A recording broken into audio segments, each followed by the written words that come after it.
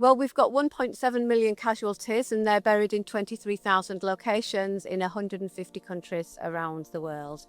So in the United Kingdom, we've got more than 13,000 sites with war graves in them, which means that there are more sites with war graves than there are post offices in the United Kingdom. So across West Yorkshire, there are roughly 500 volunteers, but there's 550 across all of my region. But there's 2,500 across the UK, all doing the same job.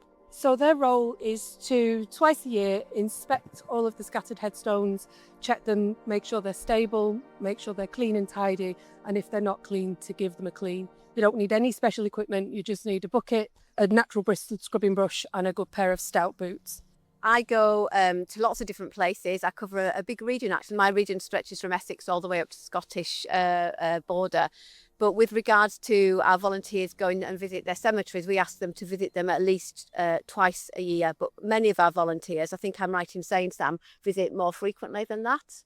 Yeah, the minimum requirement is twice a year, but many of them, because they're so dedicated to what they do, through summer in particular, they're in here nearly every week. Well, we couldn't do even a tenth or even a smaller fraction than that without our volunteers, because in terms of myself, and I work with public engagement volunteers, we have volunteers going out to talk to groups. So I've got 40 volunteers across the northeast of England going out to talk to groups about our work. If they weren't doing that, then there would only be me, and I wouldn't be able to get to half as many people as they can. The value that the volunteers bring can't be measured, really. They're invaluable. So this is a cross of sacrifice. It's part of the Commission's key pieces of architecture.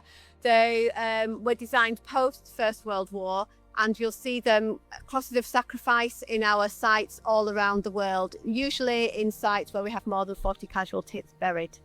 So this will have been put in after the First World War, I imagine during the 1920s, because the only reference on there is to the Great War. So it was definitely done before the Second World War started, yeah.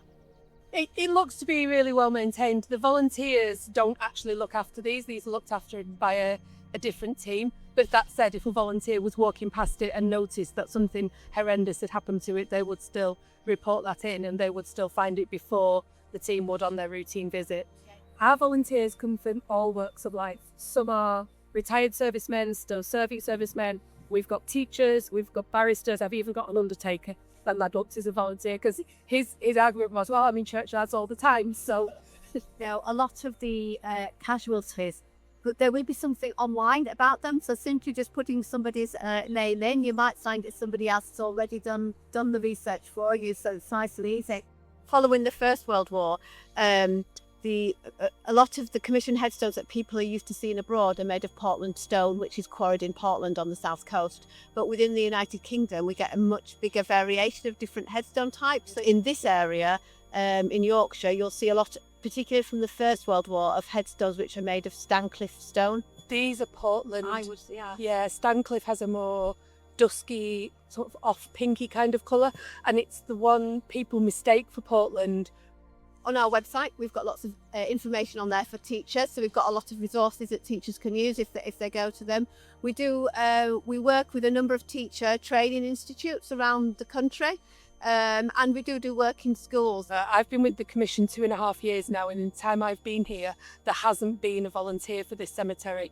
So it really does need a couple of people at least. It's very well maintained, so there's not an awful lot of heavy work to do. It just needs a couple of people at least to volunteer if anyone's interested, to just come in twice a year, check on all the stones, make sure they're stable and upright, and if they need a bit of a clean, to just give them a bit of a clean. And you saw how easy that was. They can go onto our main website and just follow the link of volunteer with us and register, and I'll pick them up from there and give them the training.